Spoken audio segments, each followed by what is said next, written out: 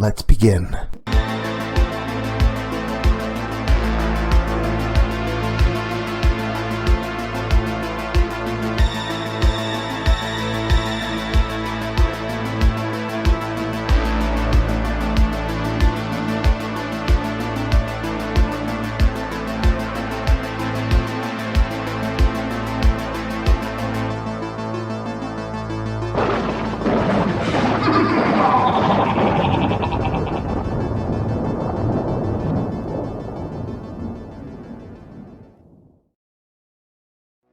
Hey there, scary story fanatics. Welcome back to Cleaving Thought from Bone with your host, Sociopathic.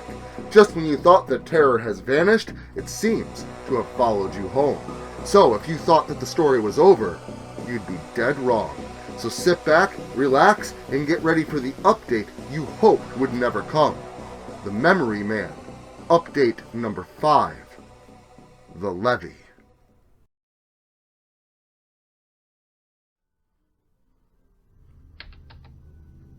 It's been a while, and I know that. There are reasons, and I'll get into that. But first, let's start at the beginning. My name is Sabian Lockhart, and I have been following the trails of something sinister, something involving the kidnapping and or homicides of children, something that may be connected to my childhood. As I said, it's been a while since my last update. But there's a good reason for that. Please keep in mind that although I have reported nothing in the past few months, that doesn't mean that I've had nothing to report at all.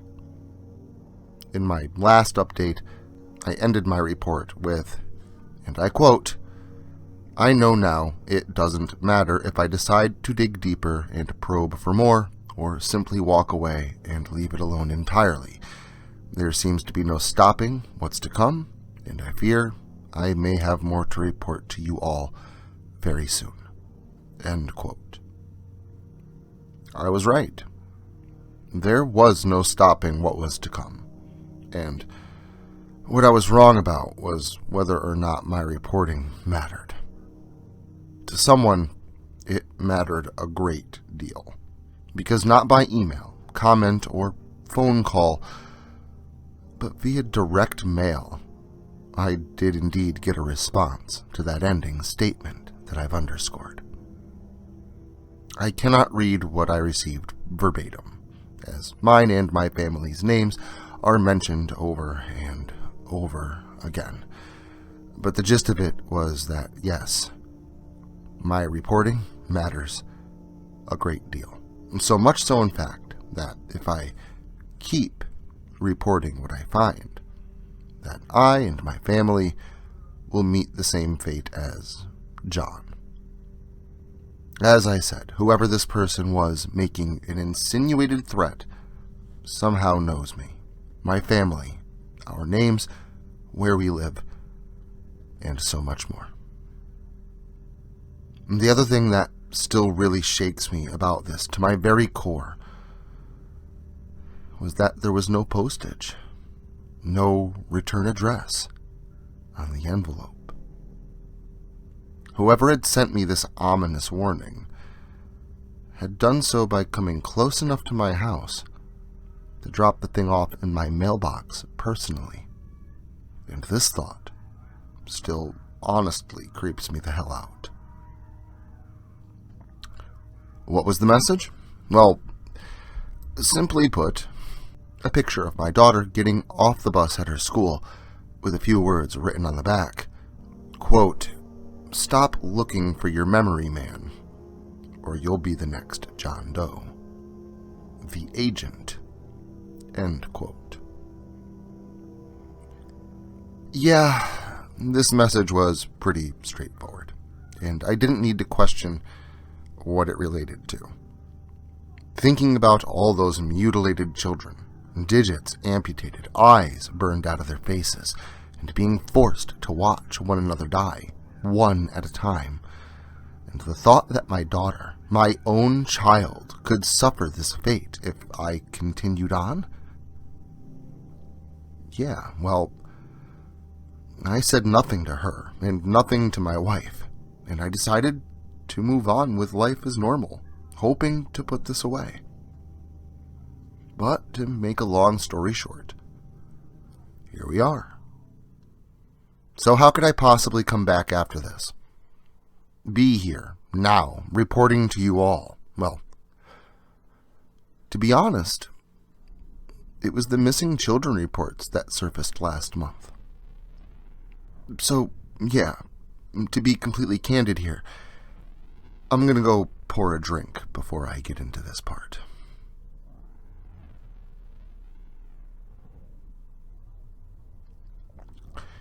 Okay, so I'm ready.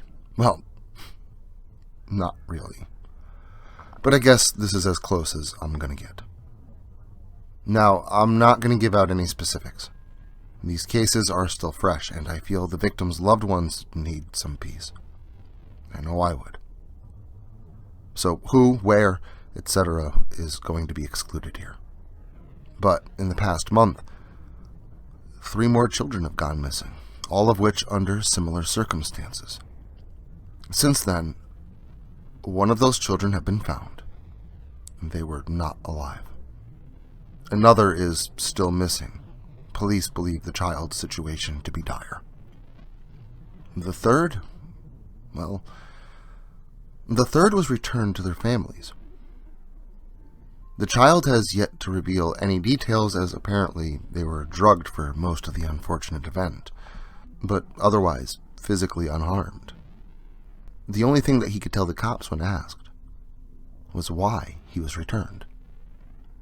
But it made little sense to them. He said there wasn't enough of it in him, so they took him home.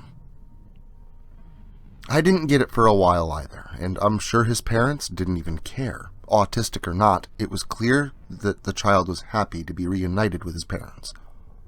As for the one child discovered dead, well, you guessed it. Mutilated, tortured, fingers removed, eyes burned out. Even now, my thoughts stray to that third and unfound child, and hope that they too will be returned. But I honestly doubt it. And as I've stated, although I've heard of these stories, I didn't mention them to anyone. And yeah, I was still researching, obviously, but that wasn't against the rules set upon me by the agent. Only reporting on any of this was. So, with my head full of mystery and a nagging that would not relent, I did my best to push forward with all of my October-related activities. My wedding anniversary occurs in October. I hosted a Halloween party. I attended a horror convention, and of course, I took my daughter trick-or-treating. Needless to say, I was pretty busy, and it wasn't until the very end of the month that all of this caught right back up with me. It was Halloween night, to be precise. Still, even now, I still go trick-or-treating door to door. Yes, I'm with my daughter, who's 13 now, and I use that as my excuse to accompany her on this annual event. But in all honesty, I still love dressing up, begging for candy, and scaring the crap out of children. And although it was the spookiest night of the year, and most people were looking to play pranks, I could not escape the sense of unease that I felt all evening long. Like I was being watched or examined. And yeah, I too just figured the dark atmosphere and the night of ghastly fun had simply gotten the better of me. And even now, I'm still not completely unsure that I'm wrong. But I do question its validity. Because when I arrived home that evening, ready to put on a movie and sort candy with my daughter and wife, something that we do every year, I came across something odd. We gathered around the living room floor, everyone taking inventory of all the treasure that they had gathered that night. And I myself was half into the movie that I'd put on for all of us to enjoy, which happened to be Trick or Treat, a tradition in my household. And that my daughter pulled something odd from her large bag of sugary, tooth-decaying goodness. And it was not something edible, nor was it a toy, nor was it something all too threatening, at least not at first. It was a piece of paper, and after much deliberation, she could not place how it ended up in her bag. Every piece of candy placed into her sack was hand-given and inspected, as it was by her to take note of what kind of candy that she had received, hoping for her favorites. This was a full sheet of paper, folded only twice, easily buried underneath a pile of candy, but not so easily dropped into a bag inconspicuously. But like I said, a piece of paper isn't all that threatening. However, what was written inside of it, once I unfolded it, was. She asked me what it said, and I simply told her that it said Happy Halloween. However, that was a blatant lie. Instead, the words inside wrote, quote, "Stop looking. Some don't produce what we need, but she does. No more curiosity, or the kitten suffers for our cause." End quote. Eloquent? No. Simple and plain? Yeah, kinda. You see, it took me a while, wrestling with these words, their intentions, their implications, and so much more. But I feel I've reached some conclusions. Firstly, as simple as it may seem, the uneducated drivel that wrote this simplified death threat has said so much more than what was likely intended. And well, that's good for me, and it's good for you as well. It's good for you because I'm finally secure enough to do as I please. Why? Well, I can't divulge that as of yet.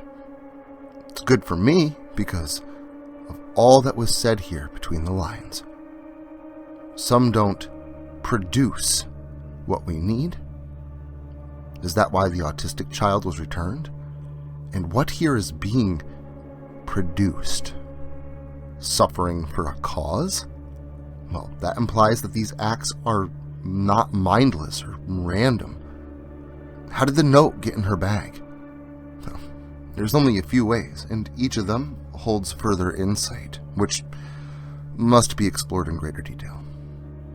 There is certainly more here, and I'm pretty sure I'm starting to get a good idea of what's going on. So this is me confirming. I'm going to keep digging. I'm going to probe the depths of the darkness, because the darkness has no more teeth, and it does not scare me anymore. And as for any residual danger, well, all of these children are someone's child. And it seems that I'm in a unique position here to at least try and do something about all this. So, until next time, and I'm sure there will be a next time, Sabian out. It seems that when the levy breaks loose, so does all hell. Only this time, it's me. But if you want more fictional fear, make sure to return here again next weekend. And until then, make sure to like, share, subscribe, and turn on notifications so I can catch you all again next Saturday.